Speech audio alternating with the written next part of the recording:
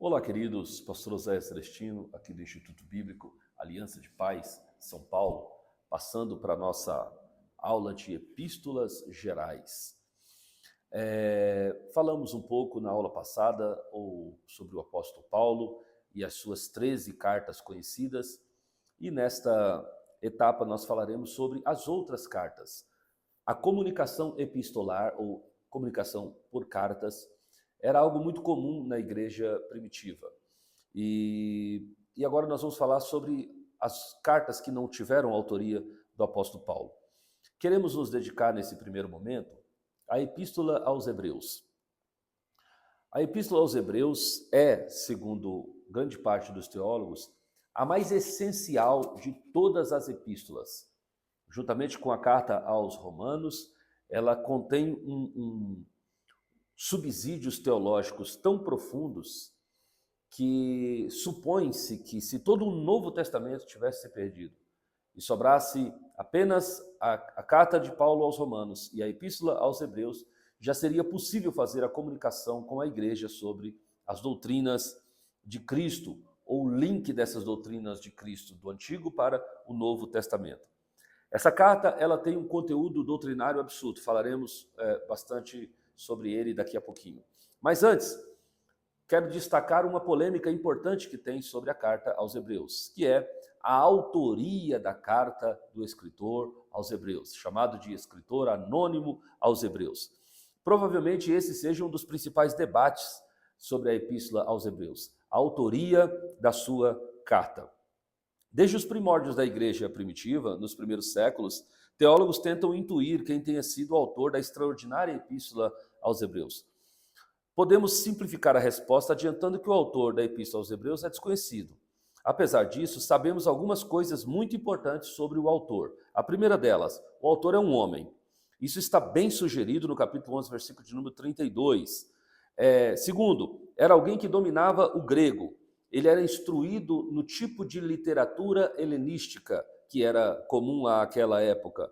Terceiro, era um profundo conhecedor do Antigo Testamento. Haja vista que ele faz todo o link das sombras do Antigo Testamento para a realidade agora do tempo da graça. Quarto, ele conhecia pessoalmente seus leitores originais, está sugerido lá em Hebreus capítulo 3, versículo 22 e 23, e tinha um cuidado pastoral por eles. Quinto, ele foi convertido à fé em Cristo por meio do ministério instituído pelos apóstolos. Isso significa que, muito provavelmente, o escritor aos Hebreus não tivesse tido contato pessoal com Jesus durante a sua estada aqui na Terra. E sexto, ele também conhecia Timóteo pessoalmente, está lá em Hebreus capítulo 13 e o versículo 23. É claro que não faltaram ao longo da história alternativas e nomes de quem tenha sido o autor da Epístola aos Hebreus. E as principais sugestões são, primeiro, o apóstolo Paulo. A igreja ocidental no templo de Clemente de Alexandria, entre 150 e 215 depois de Cristo, e também de Orígenes, que foi de 185 a 253 depois de Cristo, atribuía a autoria da Epístola de Hebreus a Paulo. A partir do século XVI, entretanto, essa sugestão também foi aceita tanto na igreja oriental como na ocidental. João Calvino, no seu comentário sobre a Epístola aos Hebreus, observou corretamente essas diferenças que englobam, primeiro, além do estilo literário, método de ensino e principalmente o fato do próprio autor incluir entre os discípulos do ministério apostólico. Né? Paulo era um apóstolo, mas ele se coloca como discípulos no ministério apostólico. Quando comparamos Hebreus 2 e 3 com Gálatas 1, de 1 a 12, vemos que parece não haver a menor possibilidade de ser o apóstolo Paulo. A próxima hipótese que foi aventada ao longo do tempo sobre a autoria foi de que tenha sido Apolo. Lutero, no período da Reforma Protestante, sugeriu que Apolo poderia ter sido o autor da Epístola aos Hebreus. Apolo era um judeu alexandrino, instruído por Áquila e Priscila, que eram obreiros do apóstolo Paulo. Também, a outra hipótese é de que tenha sido Barnabé, da igreja ocidental, Tertuliano, em 155 a 215 depois de Cristo, sugeriu que a autoria era de Barnabé. Barnabé foi um grande companheiro de Paulo na sua viagem. Outros acreditam que tenha sido Priscila. Alguns estudiosos modernos começaram a propor essa autoria da Epístola a Priscila. No entanto, Hebreus 11, 32, fica claro que essa possibilidade não existe. E alguns também sugerem outros autores, como por exemplo Lucas, que foi defendido por Clemente de Alexandria, 95 depois de Cristo, Epáfras, Silas e outros autores. Bem verdade é que é difícil saber qual a autoria da Epístola aos Hebreus. Pessoalmente, eu acredito na tese também de que tenha sido o apóstolo Paulo o autor dessa epístola.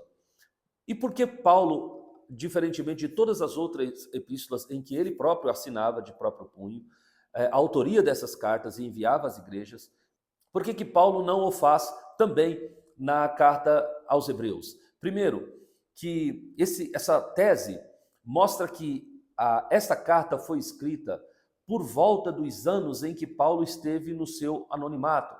Paulo passou cerca de 7 anos, depois que ele teve o encontro no caminho de Damasco, até que ele começasse efetivamente o seu ministério apostólico, depois das bênçãos da mão dos apóstolos de Jerusalém. Então, nesse período, Paulo tinha uma aceitação quase inexistente da igreja do Senhor naquela época. Então, escrever uma carta, fazer um doutrinamento para aquela igreja, mostrando, porque Paulo era um profundo conhecedor da lei de Moisés, mostrando o significado da lei de Moisés, aliás, as sombras da lei de Moisés e o seu significado real agora na graça, Paulo dominava essa teologia de maneira muito clara, e isso está recheado disso em todas as suas outras cartas. Entretanto, por que Paulo não assina? Porque Paulo não tinha credibilidade da igreja naquele momento. Então, a credibilidade de Paulo só virá depois que os apóstolos impõem as suas mãos e o despede juntamente com Barnabé para a sua primeira viagem missionária. Então, a tese de que tenha sido o apóstolo Paulo e por ele não ter assinado isso, provavelmente deriva disso, mas é apenas uma opinião pessoal. A Epístola aos Hebreus foi escrita e ainda existia rituais do antigo pacto, do culto mosaico, na igreja. Sabendo que o templo foi destruído por volta de 70 depois de Cristo, então a data mais provável que a composição dessa carta tenha sido escrita ou, pelo menos, divulgada. Sabemos que a carta aos Hebreus foi a última carta a ser descoberta, então a probabilidade é de entre o ano 45 até o ano 70, ou seja, um espaço muito grande de tempo, onde as pessoas acreditam que a carta aos Hebreus, de fato, tenha sido realmente escrita. Embora o próprio título da epístola já esclareça seus destinatários, algumas informações admiráveis apresentadas na epístola nos ajudam a conhecer um pouco mais do público para o qual ela foi escrita. Sabemos que os destinatários originais da epístola aos Hebreus faziam uso da língua grega e usavam a Septuaginta. Isso fica claro quando percebemos que eles eram habilitados para compreender os argumentos construídos com base no Primeiro Testamento.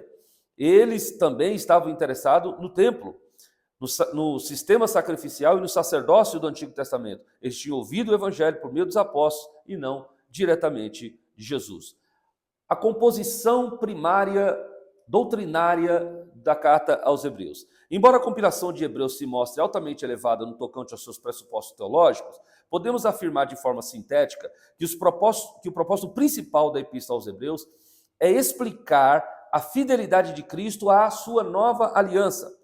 Nessa epístola, Cristo é apresentado sendo o novo, último e superior sumo sacerdote. O autor enumera os mais diferentes elementos do culto mosaico e traz a sua fiel interpretação agora, sem o véu do culto cerimonial da lei de Moisés.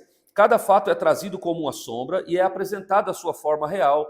O autor também faz uma construção argumentativa meticulosa e minuciosa, indicando que Jesus é o cumprimento do templo, dos sacrifícios, do sacerdócio que havia sido estabelecido na lei de Moisés, enquanto Israel andava peregrinando no deserto. Isso também revela de maneira clara que todo o sistema era temporário, e de fato era temporário, porque depois viriam as coisas futuras, que essas sim seriam coisas reais. Por isso que lá na frente Paulo escreve que o fim de toda lei é Cristo, o fim de toda lei cerimonial desembocava no próprio Cristo. Também mostra que o Antigo Testamento admite o caráter temporário dessas escrituras, de modo que a nova aliança não é de forma alguma contrária à antiga aliança. Elas se complementam, elas estão juntas, mostrando mostrando a similaridade que existe entre uma e outra. Por fim, o autor faz um convite à perseverança até o fim e à fidelidade de Cristo. Então esse é o argumento central da carta do escritor anônimo aos Hebreus. Lá no capítulo de número 10, há uma chamada interessantíssima que eu costumo dizer que resume bem todo o papel da explicação do autor aos Hebreus, né? Quando ele está falando sobre o sacrifício do cordeiro, que era o sacrifício lá na lei de Moisés, era chamado de o dia da expiação, onde o bode um dos bodes era levado ao deserto e outro bode era sacrificado e o sangue era trazido lá no Santo dos Santos. E agora, com a morte de Cristo na cruz do Calvário, há uma construção espiritual de um novo caminho que levava até o Senhor. Então, lá no capítulo de número 10, a partir do versículo 17, 18, 19, ele começa a dizer: então agora nós temos a liberdade, cheguemos-nos com ousadia, entremos com ousadia no santuário de Deus. Lembrando que o santuário no Antigo Pacto era fechado apenas ao sumo sacerdote, que de ano em ano entrava naquele lugar, levando na sua mão a bacia com o sangue do bode expiatório, aonde seria aspergido ali diante do propiciatório no lugar santíssimo. Mas agora, com a morte de Cristo, na cruz do Calvário, o véu do templo se rasgou de alto a baixo, abrindo uma passagem extremamente poderosa para que todos, não apenas o sumo sacerdote, agora nós temos um sumo sacerdote sobre a casa de Deus, agora nós temos a liberdade de entrar como sacerdotes de Deus lá no Santo dos Santos. Então o convite é: cheguemos-nos a Ele, entremos com ousadia no santuário de Deus, pelo novo e vivo caminho que Ele nos consagrou, isto é, pelo véu, pela sua carne, tendo um grande sumo sacerdote sobre a casa de Deus. Então cheguemos-nos a Ele, é o convite do autor. Cheguemos-nos a Ele com verdadeiro coração e inteira certeza de fé, tendo os corações purificados da má consciência e o corpo lavado com água limpa. E retenhamos firme a confissão da nossa esperança, porque fiel é o que nos prometeu. Então, o autor está nos convidando a ser participantes agora da liberdade que há em Cristo Jesus. E é tremendo que a carta do escritor anônimo aos Hebreus, ela traz essa sombra do Antigo Testamento, mostra a morte desse simbolismo com o ressurgimento agora da realidade, que é a pessoa do nosso Senhor e Salvador Jesus Cristo. Então, e ele termina mostrando que como devemos lutar, porque Cristo lutou e venceu, ele tinha um propósito definido para isso. Então, ele nos faz o convite, nas suas últimas palavras da carta, nos informando que deveremos lutar em fé com Cristo para também chegarmos a esse objetivo. Aí ele cita os patriarcas do passado, os homens que viveram grandes histórias de fé com Deus no passado, lá no capítulo de número 11, que é denominada a Galeria dos Heróis da Fé. E no capítulo de número 2 ele disse: olha, agora vocês têm todas essas nuvens de testemunhas, de pessoas que já passaram pelo mesmo que vocês passaram e venceram, e agora vocês corram a carreira de vocês. Em outras palavras, dizendo, se eles foram vencedores, você também tem possibilidade de ser vitorioso em Cristo. Então esse é o breve resumo da grande carta, da linda carta do escritor anônimo aos Hebreus. Na próxima aula, nós falaremos a partir do nosso irmão, da epístola de Tiago, irmão de Jesus. Até a próxima, até o bloco B dessa mesma aula, em nome de Jesus.